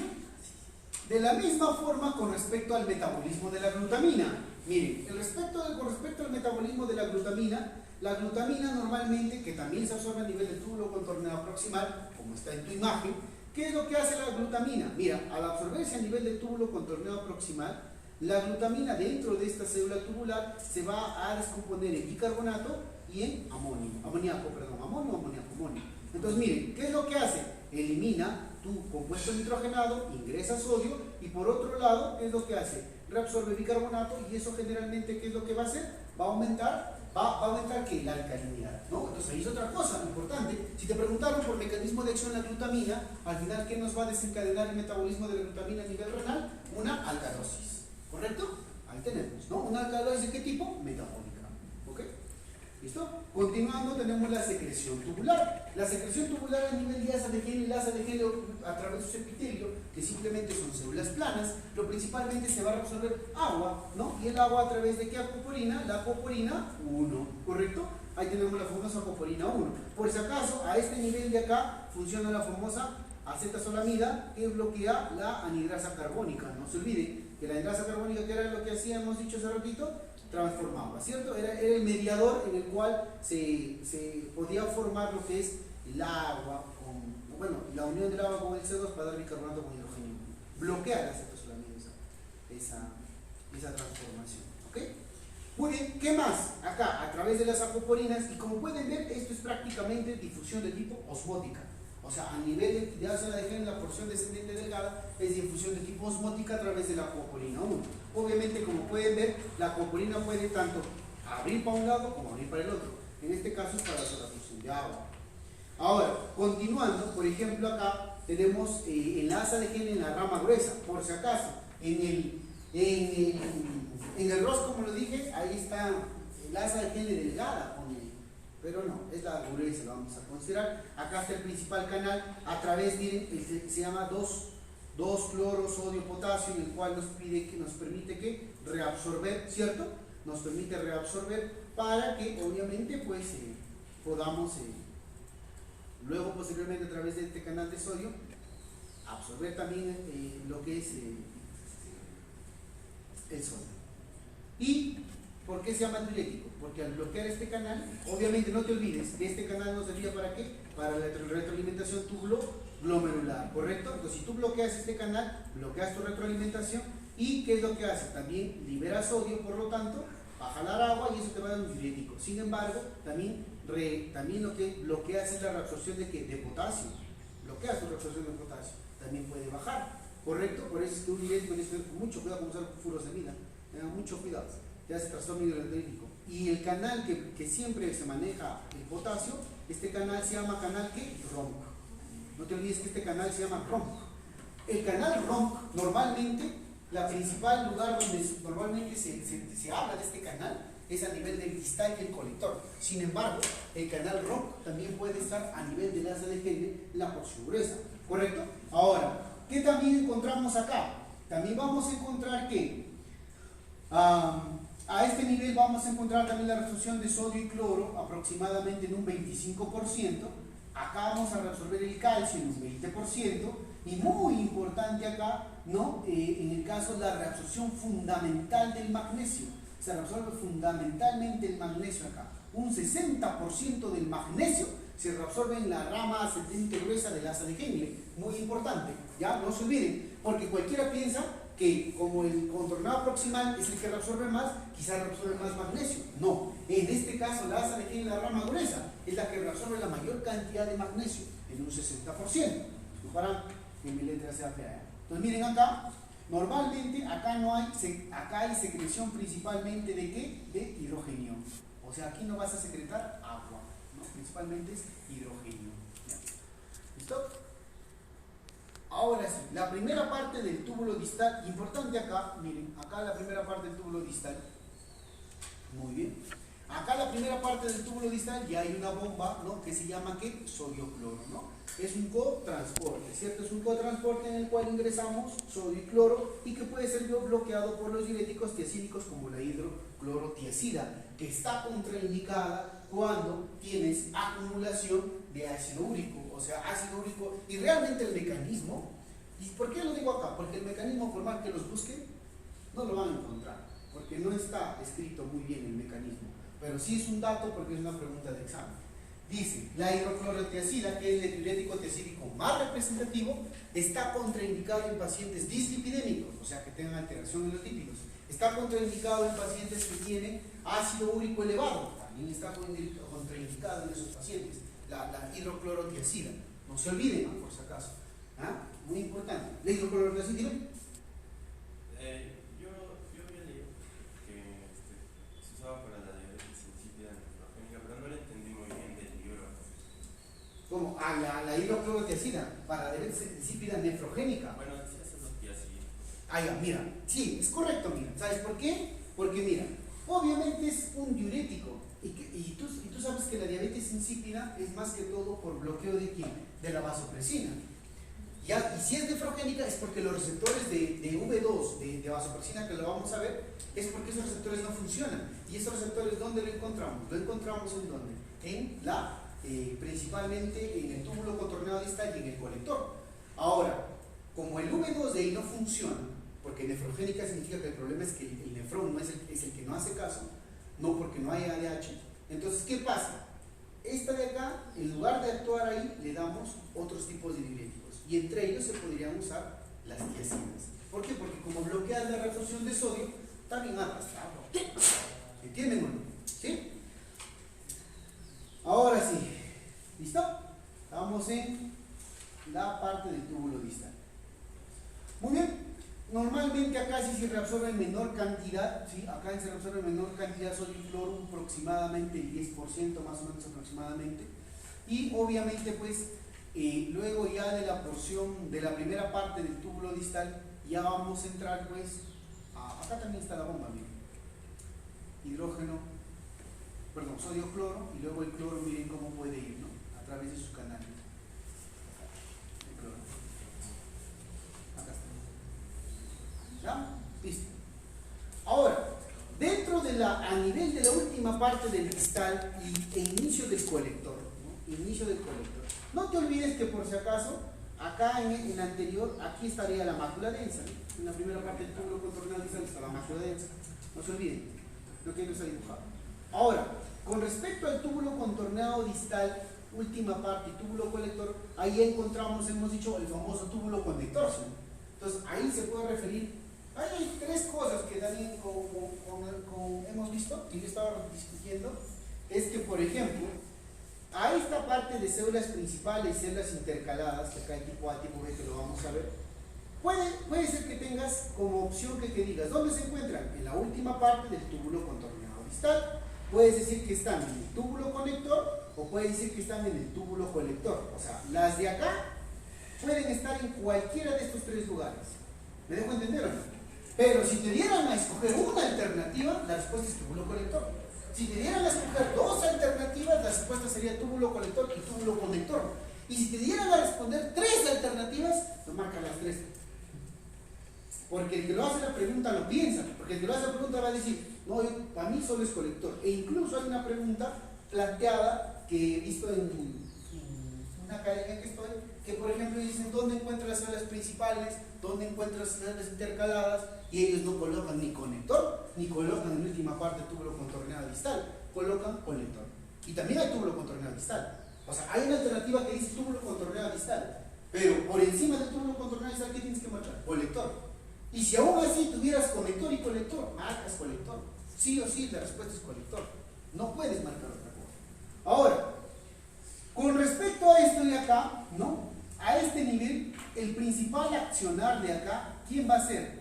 A este nivel que hemos dicho, ¿quiénes hemos dicho ya hace un rato que habían células intercaladas, células principales que eran las que? Las claras, ¿cierto? Las blancas. Y las humildes, ¿quiénes eran los colores humildes? Las intercaladas, ¿no? Eran las oscuras, ¿no? Que teníamos un tipo A y un tipo B. Entonces, en estas principales, ahí hemos dicho que van a actuar normalmente ¿quién? Por acá viene ¿quién? La aldosterona, ¿no? Con su receptor mineralocorticoide de la aldosterona, ¿no? Y por acá viene ¿quién? La antidiurética, ¿no? Con la ADH.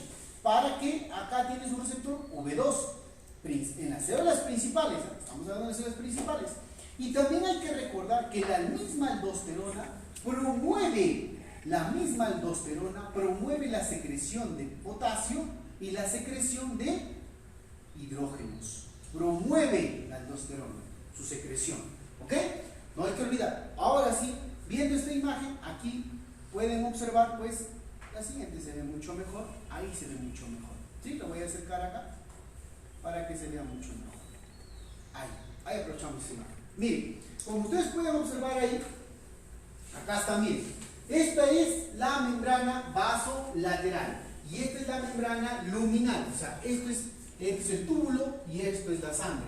Por lo tanto, en la membrana vasolateral vas a tener receptores V2.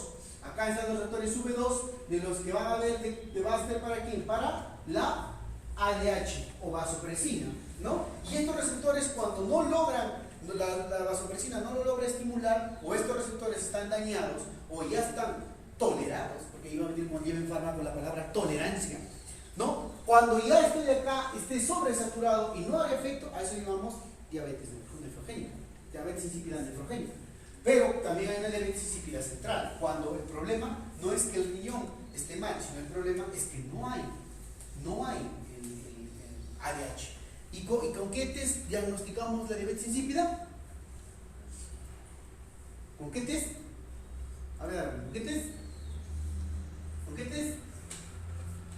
¿Con qué test, Ángelo? ¿El test de qué? De la desmopresina. ¿Por qué? La desmopresina se parece a la ADH.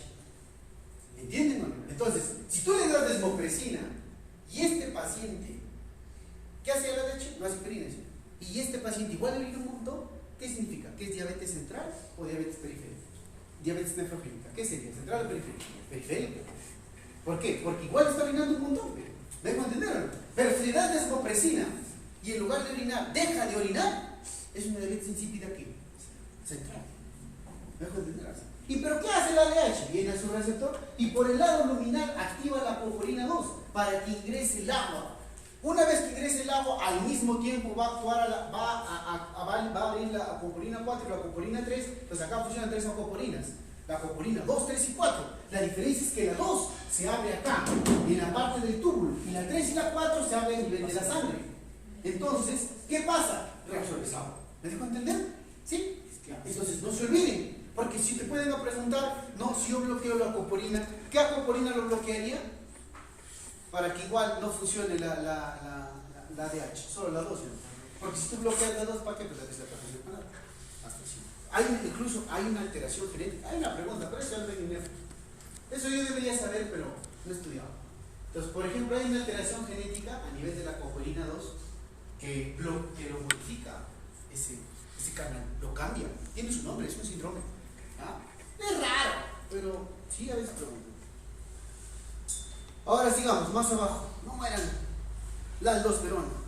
La aldosterona tiene su receptor intracelular, porque la aldosterona, ¿qué es? ¿Un derivado de quién? Del colesterol. ¿Es una hormona de qué tipo? Esteroidea. Es un tipo que glucocorticoide o mineralocorticoide, ¿cierto? De la muscular sería. Por lo tanto, la aldosterona pasa a la membrana y su receptor es intracelular e incluso intranuclear.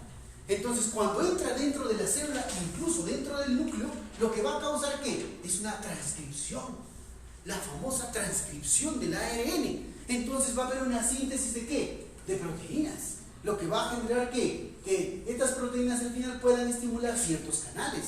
Entre ellos, ¿quiénes? Los canales epiteliales de sodio. ¿Y qué son los canales epiteliales de sodio? Que también lo encuentras en el pulmón. ¿Sirven para qué? Para arrastrar sodio hacia algún lugar. En este caso, estos canales epiteliales de sodio arrastran sodio al intracelular. ¿De dónde? Del túbulo.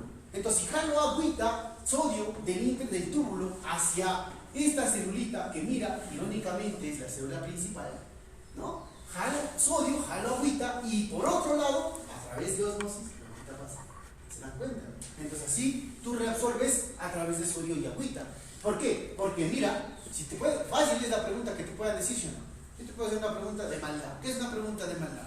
Que te diga, ¿es cierto que la aldosterona puede aperturar canales epiteliales de sodio y también puede estimular los canales de agua para que ambos se absorban? No, bueno, estimula el canal de agua, el agua pasa por osmosis. Es una pregunta de maldad. Es maldad.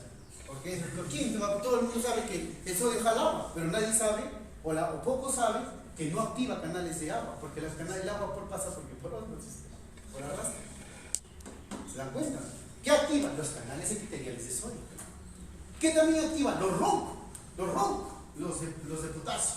Los de potasio, ¿qué hacen? Secreta potasio. Por eso es que la aldosterona bota potasio, baja potasio. Mi batería se está botando. Entonces, por otro lado, también estimula la bomba sodio-potasio. Por otro lado, estimula la bomba sodio-potasio, la sodio-potasio ATPasa, ¿no? Esta bomba sodio-potasio ATPasa, ¿qué es lo que hace? Bota ¿qué? Como dice, sodio, ¿a dónde? Hacia el intraluminal de la sangre y absorbe potasio. Pero, por ejemplo, ¿quién bloquea ahí? Por ejemplo, la epleronona o la espironolactona, que son los famosos ¿qué? Diuréticos bloqueadores del receptor de aldosterona, ¿no? ¿Y cómo se llaman? Ahorradores de potasio. ¿Por qué? Porque si tú bloqueas esto, ya no se va potasio. Y tampoco se mete potasio en la célula. Ahora, lo que sería en el grupo, les dije y les hice la pregunta. Pregunta de maldad. Siempre las preguntas son de maldad, ¿no? Te pueden decir, ¿tú puedes ahorrar potasio? ¿Cuándo dices ahorrador de potasio? Cuando no botas potasio por la orina, ¿sí? Entonces, si tú te vas a la pregunta, te dice, mira, escucha la pregunta, te diría, ¿qué canales yo tengo que bloquear para no excretar potasio a la orina? Se bloquean dos, el RON y el sodio potasio ATPasa. Se bloquean dos principales. Pero lo que dicen la mayoría de libros dicen, ¿cuál es el que te ponen ahí primerito en todas las imágenes? El de acá. Pero también se tiene que bloquear el de acá. Se bloquean los dos. Porque la pregunta es, ¿cómo tú evitas que se libere potasio a la orina? Y esto debería solo ser el RON. Ni siquiera debería ser sodio potasio. Claro, porque ahí simplemente es el nivel del lumen del vaso sanguíneo. Entonces, importante las preguntas. ¿Eh? Las preguntas de acá salen un montón. La cosa es que sepan dónde actúan. Dime. En el caso del diagnóstico natriurético auricular, lo quería o incluía el nivel de la epitelial de sodio. El péptido, sí es cierto. El péptido natriurético auricular es una buena, si me olvidaba decirte. Sí es cierto, el péptido natriurético auricular bloquea los ENaC. Bloquea los ENaC nada más. Aunque mira, algunos libros, y eso sí puede ser tarea para ustedes, la mayor cantidad de libros dicen que bloquea los ENaC, ¿no? Pero algunos dicen que antagoniza a la aldosterona, o sea, dicen que lo antagoniza en su totalidad. Pues la verdad es que no podría decirte exactamente, pero lo que preguntan es que sí bloquean los ENaC, ¿no? Esas son preguntas clásicas, ¿no? Pero algunos libros que dicen que antagoniza en su totalidad. ¿Ya? Entonces hago esa referencia. Entonces, chicos, antes que se desmayen, ¿no? Y vamos avanzando. Ahora sí, acá hay célula intercalada tipo A y tipo B. Esto ya lo conozco, ¿no? Igualito lo mismo. ¿Qué es lo que va a hacer la tipo A? La tipo A, miren, como tiene su canal a través de bicarbonato cloro, puede hacer que en este caso, de la misma forma, mira, similar, mira, aquí, similar al túbulo contorneado proximal, genera que el bicarbonato se pueda reabsorber y elimina hidrógeno, por lo tanto el pH también se vuelve más alcalino, ¿no? Y menos ácido, ¿ok? También tienen sus canales de potasio, que también lo hemos visto, ¿ya? Y también tienen célula intercalada, ¿no? O célula oscura, que también tipo B, que acá maneja también, pero este es el canal de pendrina. Sobre todo hacen esa diferencia, miren. Hacen que acá, a este nivel está la pendrina, esa diferencia la hacen, pero prácticamente es el mismo mecanismo, a diferencia que acá es al revés. ¿Se dan cuenta? ¿Qué es lo que hace? Mete hidrogeno a la sangre y saca bicarbonato a la orina. Eso es lo que hace, ¿no? Prácticamente el antagonismo del agua, ¿no? No se olviden, ¿ya? Doctor, Dime. ¿se podría tomar como diferencia, digamos, entre las intercaladas, por ejemplo, la tipo A bota cloro hacia de manera hacer la luz tubular, mientras que la B hace cloro hacia la base lateral? Cloro, podría, mira. Cloro o hidrógeno. Claro, mira, sobre todo, mira, lo que tú dices, mira, más que para el cloro, es para el pH.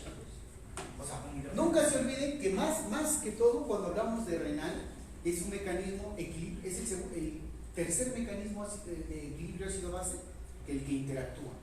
Entonces, incluso el crónico, ¿no? Entonces, incluso también es el mecanismo más tardío a través del sistema renal y angiotensina aldosterona que se activa para regular la volemia. Acá lo que nos importa a nosotros más o es volemia, o sea, o es sodio, o es agua, o lo que más nos importa es pH. pH, bicarbonato, hidrógeno. Porque sí, el cloro también se puede alterar, y es importante el cloro, pero generalmente las preguntas se basan en esos pautas. Pero sí hay que recordar. Dime. Yo habría leído que es la misma célula, simplemente es un cambio conformacional dependiendo de las necesidades metabólicas. Eso iba a decir, ¿no? Eso es lo que iba a decir. Es como que ahí viene, es igual que en la arteriola aferente y eferente. Lo que les dije sería, si baja el volumen de sangre, la eferente hace vasoconstricción para que se mantenga la presión. Igual que este es igualito. La célula lo que hace es, según su necesidad, lo cambia, así como dices tú. Sino que es mejor dicho, la misma estructura celular, pero la función cambia por sus canales, ¿no? ¿Por qué? Porque hemos visto el epitelio, ¿sí, no? Y el epitelio, en este caso, ¿qué va a tender a ser? Cúbico, porque aún estamos en distal, y si ya entramos a colector, ya debería empezar a ser cilíndrico. ¿Me dejo entender? ¿Ya? Dime. Otra cosa era que, o sea, principalmente los libros hablaban de las células tipo A porque regulaban las células. O sea, había escuchado que por ahí que el cuerpo, o sea, yo había leído que el cuerpo era tendencia a ser ácido, pero también me habían comentado que era predominantemente alcalosis. Mira, normalmente el cuerpo tiende, el ser humano tiende, mira, es una pregunta interesante. El ser humano mucho depende de lo que consume. Normalmente, como el ser humano consume sustancias que son acidóticas o desencadenan procesos que hacen acidosis, generalmente tiene que ser acidosis. Pero si un ser humano, su tendencia de dieta es básica, no va a ser mucha acidosis, más va a ser alcalosis. Entonces, tú dirías, entonces doctor, ¿cuál sería la respuesta? Los seres humanos, ¿qué somos más? ¿Qué come más la gente? De todo ese salón, ¿cuántos son flaquitos porque solo comen verduras? ¿No? Vamos a pensar, si tú haces un estudio de la mayoría, somos acidosis, por lo tanto la mayoría tiende a ser acidosis, ¿no? Muy bien, sigamos, ¿ya? Ahora sí, sigamos. Miren, la aldosterona la aldosterona, no se olviden, es el principal reabsorbedor, el que reabsorbe agua y sodio final. Si te hacen esa pregunta, ¿quién es el que al final decide finalmente, mejor dicho, quién es el que al final es el principal que reabsorbe sodio y agua? Es la aldosterona.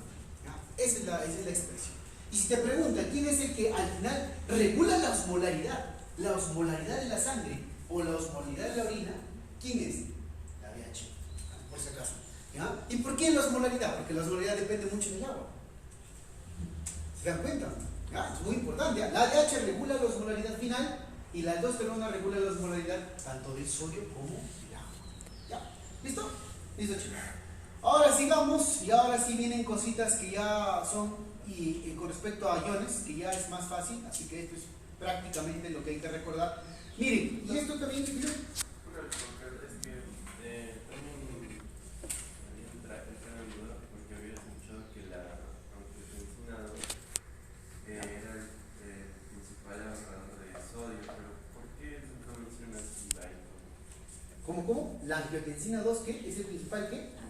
Se pone el principal como una ahorradora de sodio. Ah, ya. Mira, ¿esta vez qué es por esta de acá? Espérate, sí se me olvidó explicar. Creo que sí le he puesto la primera imagen. Sí le he puesto, pero ¿dónde está? Sí le he puesto, no me acuerdo en dónde, pero sí le he puesto. Ahorita lo vemos. Ahorita lo vemos. Porque me confundía cuando lo comparaban con la aldosterona. O sea, Acá, mira. La angiotensina es dicho. Acá está, mira. La angiotensina 2, o sea, la angiotensina 2 es un regulador así como la aldosterona. La diferencia en su sitio de acción. Una es en el contorneado proximal, como hemos dicho acá, mira, a través de tu luz tubular, que puede ser que jale sodio, y este sodio, mira, también la angiotensina 2, a nivel del intersticial, activa la bomba sodio-potasio, activa este cotransportador e ingresa sodio, ¿no? Y por eso, ahorita lo que vamos a ver, quiero que tú veas ahora, justo es lo que acabas de ver, lo que acabas de preguntar, es la reabsorción de sodio. El porcentaje de reabsorción de sodio. Como por norma no. ¿Por qué te digo que al final el que decide la osmolaridad, el que decide el sodio, al final en la aldosterona, es por donde se encuentra su sitio de acción de la aldosterona? ¿Entiendes o no? ¿Te das cuenta? Si tú me dices, doctor, pero yo sé que más absorbe el túbulo contorneado proximal, es correcto, es el que más reabsorbe, pero ¿quién decide al final cuánto sodio bota la orina? La aldosterona, porque la aldosterona está al final, chicos. Claro, o sea, la aldosterona es el que al final lo regula, ¿por qué? Porque al final el que decide cuánto va a salir, porque si tú le quitas este 3%, o le quitas acá el 5 y el 3%, 8%, sale más. Pero si aumentas la absorción acá, sale mucho menos. Entonces al final el que decide cuánto de sodio sale es la aldosterona. No tanto por la cantidad, sino por el lugar donde más se absorbe. ¿Me dejo entender o no? Acá se puede absorber un montón, pero ¿quién decide al final cuánto sale? Esta partecita. ¿Se dan cuenta o no se dan cuenta? Ahora tú me dices, acá en este túbulo contorneado proximal, ¿quién está actuando? La angiotensina 2. Y acá sería la aldosterona. Entonces tú decides, ¿quién regula al final la cantidad de sodio? La aldosterona. Por eso es que la respuesta es la aldosterona. ¿Me dejo entender o no? Ahí está. Muy buena, justo iba a empezar por ese lado, pero primero iba a poner el lado. ¿Ya? Sino que, a ver. Entonces, mira, siempre me olvido el nombre. Miren, el agua se reabsorbe principalmente, como hemos dicho, en un 65-60% en el túbulo contorneado proximal, un 15%, 10% dicen algunos de grasa de gene, en la rama delgada, hemos dicho que es por ósmosis nada más, no hay, mejor dicho, un transportador aquí. Luego viene una cosa que se llama el péptido natriurético auricular, que puede inhibir, ¿no?, la reabsorción de agua a nivel del túbulo colector, y la ADH obviamente la va a estimular. No olviden que en la nefrona, en los túbulos, ¿no?, en la parte tubular, en la nefrona, hay una proteína. ¿Dónde está la proteína? No me acuerdo. Puedo ver, creo que después está.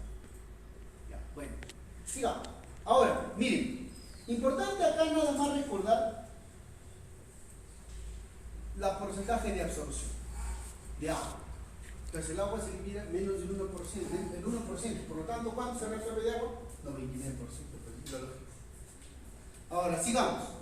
Igual ocurre para el caso de ¿quién? Del sodio. El sodio, normalmente la fracción de eyección de sodio, o el FeNA, que eso ya le hemos estado hablando, el FeNA, principalmente ¿de cuánto es? De menos del 1%, o por si acaso es menos de 20 mil equivalentes. El FeNA, la fracción de eyección de sodio, que se mide en porcentaje, es menos del 1% o menos de 20 mil equivalentes, no, menos de 20 mil equivalentes por mililitro, ¿ok?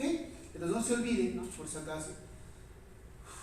Ahora, menos de 20 equivalentes por litro, no mililitros, sino por litro. Entonces, no te olvides que es la FeNA, porque se va a reabsorber, como dice acá, principalmente en el túbulo contorneado proximal, ¿sí? Aquí en el túbulo contorneado proximal también se va a reabsorber en el asa de Henle, pero en la porción gruesa ascendente. También acá, a través del túbulo contorneado distal, acá está el sodio cloro, ¿se acuerdan? Acá está el sodio, 2, cloro, potasio, y acá también hay un 3% que se hace a través de ¿quién? Las dos cerradas también vienen para acá, por si acaso, no solo acá, también vienen para acá. ¿Por qué? Porque acá también hay células ¿qué? Principales. También existen células principales. ¿Ya? También existen células principales. Ahora, muy bien, también hay que recordar que ¿qué más? Nada más, eso ya lo hemos hablado. Vamos, para avanzar. Estos son los porcentajes de electrolitos, ¿no? El calcio y el potasio. El potasio, se dan cuenta, muy importante ahí, juntos con el calcio, ¿no? ¿Quién es la paratormona, no? La paratormona, ¿no? No se olviden, por si acaso. Miren, el mayor porcentaje sigue siendo del potasio, sigue siendo a nivel del túbulo contorneado proximal, pero también va a ser a nivel de asa de Henle, la rama gruesa, y también va a ser a nivel del colector. No se olviden, siempre a través principalmente de su canal rombo, ¿ya? Canal rombo, ¿ya? Ahora, con respecto al calcio, vamos a ver que el calcio va a depender de la PTH, obviamente que es de la paratormona, ¿cierto? La paratormona puede estimular su absorción, ¿no? Y principalmente, como le vuelvo a repetir, reabsorbe el calcio en el túbulo contorneado distal, principalmente, ¿ah? Y bloquea su reacción de fosfatos. Y eso con respecto al calcio. Ahí ya nada más hay que ver que es menos del 1%. Vamos avanzando. El magnesio es muy importante recordar que se absorbe principalmente, mira, el magnesio, ¿dónde hemos dicho que se absorbe principalmente? En tu asa de Henle, en la rama gruesa. También se puede absorber también, ¿dónde? En el túbulo contorneado distal, a través de un factor que se llama factor de crecimiento epitelial o endodérmico. Factor de crecimiento epitelial, creo, ¿ya? Obviamente se excreta el 5%, los fosfatos, el que va a inhibir la reabsorción de fosfatos, o sea, va a producir que se pueda excretar mayor cantidad de fosfatos, es la PTH. No te olvides, la PTH se asocia a fosfato, no a potasio, a fosfato, ¿no? Por si acaso, la PTH. Ahora sí, continuando y para ir terminando ya nuestra exposición, porque ya va a ser hora, los péptidos, ¿no? Los péptidos que son proteínas, ¿no? Normalmente hemos dicho que se reabsorben, mira, acá algunos dicen 99% acá, o 100%, y acá también, pero todos en el contorneado proximal. Cada vez te ponen al túbulo recto proximal, ¿ya? Pero si te pusieran recto proximal, puedes dividirlo 99 y 1%, ¿correcto? Entonces, no es, si te dicen el 100% en el túbulo contorneado proximal, es verdadero, porque lo está considerando así. Pero si te ponen 99%, también es verdadero. Y si te ponen 1% en el recto proximal, sí. Y si te pusieron una alternativa que diga en el túbulo recto proximal se absorben mínimamente los péptidos o aminoácidos, también es verdadero. Porque ya te está dando la idea de que es el 1%. ¿Me puedo entender? Mucho tiene que depender de cómo lo entiendan la pregunta. A este nivel hay una proteína, por ejemplo, ahí también se pueden secretar inmunoglobulinas, pero acá hay una proteína que se llama proteína que se llama siempre me olvido el nombre. ¿Cuál es el nombre, Gabriela? ¿TAM qué? De la proteína. Ajá. TAM, es TAM Hostal. Esa proteína normalmente está en el sistema tubular, pero el problema es que cuando hay una insuficiencia renal, esa proteína, cuando es prerrenal, como esa proteína suele producir cilindros hialinos. En la prerrenal, como no hay lesión del riñón, tienes tus cilindros hialinos normal. Por eso es que en una insuficiencia prerrenal hay abundancia de cilindros hialinos, porque esa proteína está normal. Sin embargo, cuando ya tienes una lesión renal, esa proteína se va degradando, por lo tanto ya no te da cilindros hialinos. ¿Qué te puede dar? Cilindros hepáticos, ¿no? Granulosos. Esa proteína se empieza a hacer gránulos, entonces te dan cilindros granulosos. En una insuficiencia renal tipo renal, por esta proteína degradada te da cilindros granulosos, y por lesión del mismo la parte glomerular tubular te puede dar cilindros hemáticos, ¿ya? Por si acaso. Eso con respecto ahí. Con respecto a la urea, quiero que vean chicos, lo de acá se llama excreción, no se olviden. La parte final se llama excreción. Cuando hablamos de orina es excreción. Entonces, ¿qué es excreción? La reabsorción menos la secreción. ¿Me dejo entender o no? ¿Sí? O si quieres verlo al revés, la secreción menos la reabsorción. Es lo mismo, ¿sí o no? Porque si yo te hago la pregunta, ¿los péptidos se secretan? No, se reabsorben. Entonces, 100 menos 0, perdón. Claro, es filtración, ¿no? Ya, entonces, siempre es reabsorción menos secreción. Filtración menos reabsorción. Ah, sí, tiene razón su compañera. Me corrijo, ¿ya? Ahora con el grandazo. Ya decía, por algo no me salía. Es filtración, como dice su compañera, filtración menos reabsorción menos más secreción. Correcto. Sí. Tienes mucha razón. Muy bien, su compañera, que nos sabe corregir. Ahí está. Pasa por no dormir. Entonces, miren, filtración menos reabsorción más secreción. Eso es tú, al final, lo que tú excretas. Lo que tú excretas, ¿correcto? Entonces, por ejemplo, si tú has filtrado 100, has reabsorbido 100 y no has secretado nada, te va a dar 0, ¿correcto? Acá igual, tú reabsorbes 50, 30, 50 y también excretas 50, pero acá falta lo que se filtra, ¿sí? En la urea. Mira, acá falta todavía, pero el promedio de la urea se elimina en un 20%. Esa imagencita está incompleta, ¿ya? Incompleta la imagencita, pero hay que tomar en cuenta que lo que se excreta de urea es un promedio del 20%. La glucosa, también que es lo mismo, se reabsorbe al 100%. ¿Ya? Y con eso, y terminando con lo que dice el perrito, hemos terminado. ¿Ya? Entonces, importante, o por si acaso, una última cosa, una última cosa que les va a servir para diferenciar solo esta cosa. Miren chicos, miren, solo acá, solo voy a hacer este ejemplo porque esto les va a servir cuando ustedes lleven clínica. Como les dije a los chicos del otro grupo, miren acá, ustedes tienen que acordarse una cosa, que la quieras o no quieras,